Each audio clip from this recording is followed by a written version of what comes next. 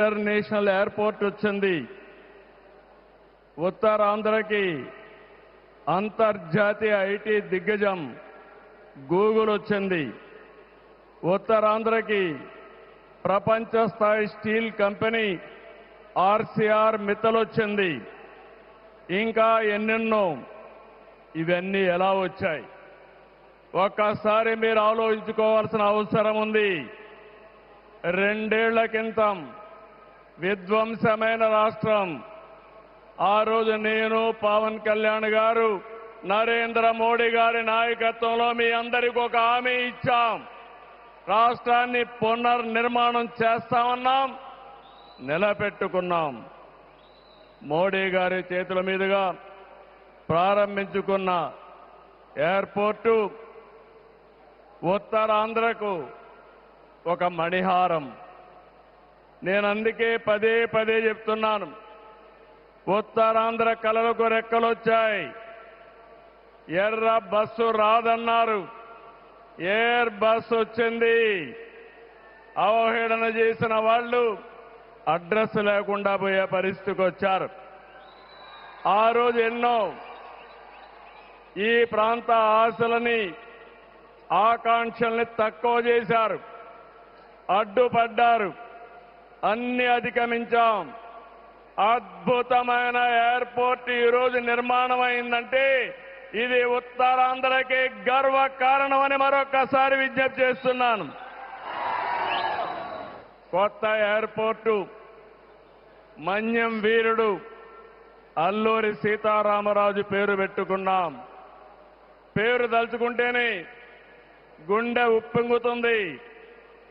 గిరిజనులతో కలిసి ఆయన చేసిన స్వాతంత్ర పోరాటం దేశం ఎప్పటికీ మరిచిపోదు. ఉత్తరాంధ్ర శక్తికి నిదర్శనం ఈ ఎయిర్పోర్టు.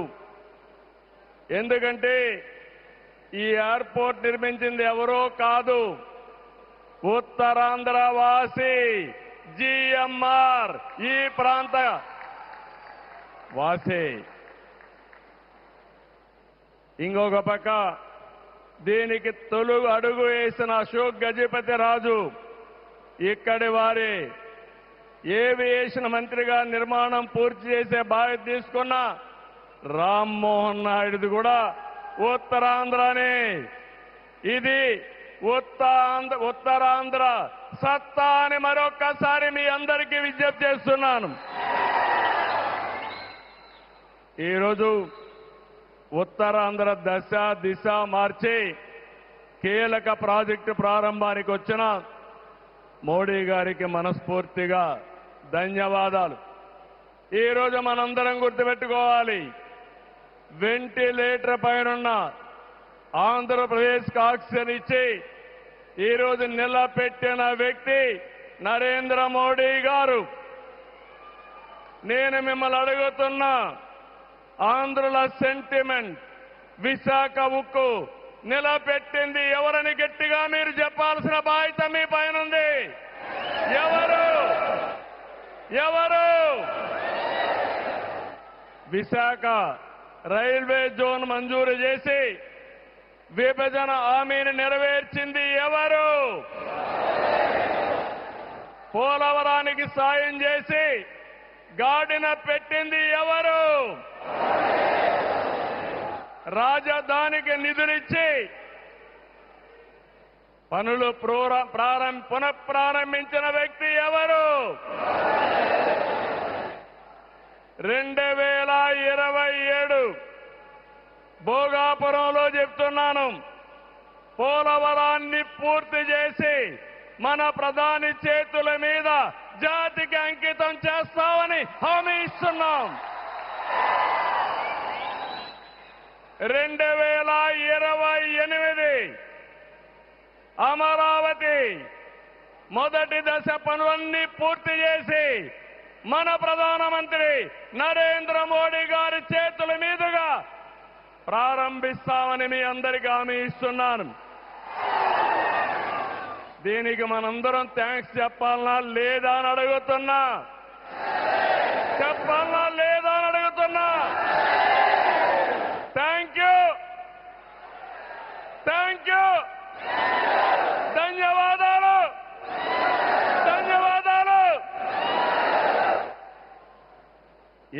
వైఎస్ఆర్ ఎయిర్పోర్టు 2,703 ఎకరాలు 5,641 కోట్ల రూపాయలు అద్భుతంగా వచ్చింది. ఎయిర్పోర్టుని ఫ్లయింగ్ ఫిష్ ఆకారం నిర్మించారు. మన తీర ప్రాంతాన్ని ఇది గుర్తు చేస్తుంది. అటు సముద్రం, ఇటు పచ్చని కొండల మధ్య విమాన ప్రయాణమే కొత్త అనుభూతిని తీసుకొస్తుంది. నేను చాలా విమానాశ్రయాలు చూశాను, కానీ భోగాపురం ఒక ప్రత్యేకమైన ఎయిర్పోర్ట్ అని మరొకసారి మీకు విజ్ఞప్తి చేస్తున్నా. ఎయిర్పోర్ట్లో అడుగడుగున తెలుగు కళలు, సంస్కృతి కనిపిస్తున్నాయి. తెలుగు ముగ్గులు, ఏటి కొప్పాక బొమ్మలు, కూచిపూడి నృత్యం, తోలు బొమ్మలాట, బొబ్బలి వీణ, నాదస్వరం, లేపాక్ష నంది వంటివి ప్రతిబింబించేలాగా తీర్చిదిద్దారు. విశాఖ నుంచి భోగాపురాన్ని నిర్మించే బీచ్ కారిడారు ప్రకృతి అందాలతో మరింత ఆకర్షణ తెస్తుంది. గ్లోబల్ ఏరోస్పేస్ ఏవియేషన్ హబ్ కి GMR Manasa aviation university, ASIP semiconductor ప్రాజెక్టుకు శంకుస్థాపన చేసుకున్నాం. GMR VF skill development centre కి ప్రారంభించుకున్నాం. శంషాబాద్ ఎయిర్పోర్టుతో తెలంగాణ దశ దిశ మారింది. భోగాపురం ఎయిర్పోర్టుతో ఉత్తరాంధ్ర దశ దిశ మారుతుంది. 2015లో ఆనాడు ప్రధానమంత్రిగా ఉన్న నరేంద్ర మోడీ గారి నాయకత్వంలో ప్రకటన చేశాం. 19లో అనుమతులు తెచ్చి శంకుస్థాపన చేశాం. భోగాపురానికి నాడు కొబ్బరికాయ కొట్టింది మనమే, నేడు గుమ్మడికాయ కట్టింది మనమే. గుర్తుపెట్టుకోమని కోరుతున్నాను. ఈ 2 ఏళ్లలో ప్రధానమంత్రి గారి సహకారంతో ఉత్తరాంధ్రలో 189 ప్రాజెక్టులకు సంబంధించి 6,13,00,000 పెట్టుబడులు. ఇవి పూర్తయితే 5,57,000 మందికి ఉద్యోగాలు వస్తాయని మీ అందరికీ విజ్ఞప్తి చేస్తున్నా. ఉత్తరాంధ్రలో వచ్చే 3 ఏళ్లలో 2,784 కోట్లతో 8 ప్రధాన సాగునీటి ప్రాజెక్టులు పూర్తి చేస్తాం. ఇది కాకుండా 65 సంవత్సరాలుగా పెండింగ్ ఉన్న నేరేడు బ్యారేజీని కేంద్రం క్లియర్ చేశారు. దశాబ్దాల కలని నిజం చేస్తాం. ఈ నెల 14వ తేదీన గోదావరి నీటిని ఉత్తరాంధ్రకి, ముఖ్యంగా అనకాపల్లికి తీసుకొచ్చే బాధ్యత ఎన్డీఏ ప్రభుత్వం తీసుకుంటాం. గోదావరి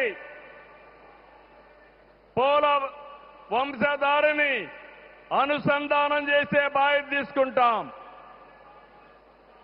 ఉత్తరాంధ్రలో టూరిజం, ఫార్మా, నేషనల్ హైవేలు, పోర్ట్లు, ఎయిర్పోర్ట్లు, railway connectivity, rare earth minerals, ప్రసిద్ధ పుణ్యక్షేత్రాలు, అరకు, పాడేరు, సుందర ప్రాంతాలు లేనిదంటూ లేదు.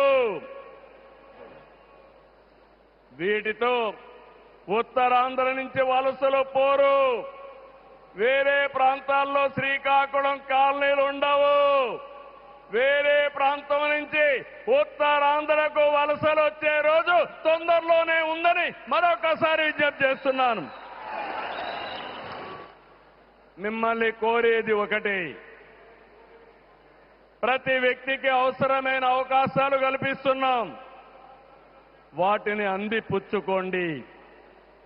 మీ జీవితాలకి మార్చుకుంటూనే సమాజం కోసం ఈ ప్రాంతం కోసం పనిచేయాల్సిందిగా మిమ్మల్ని అందరినీ కోరుతున్నా.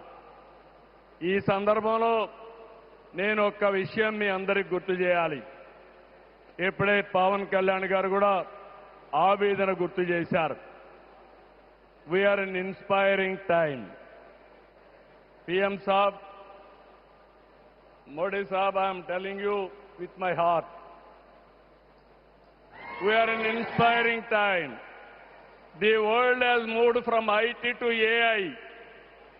The right knowledge is available.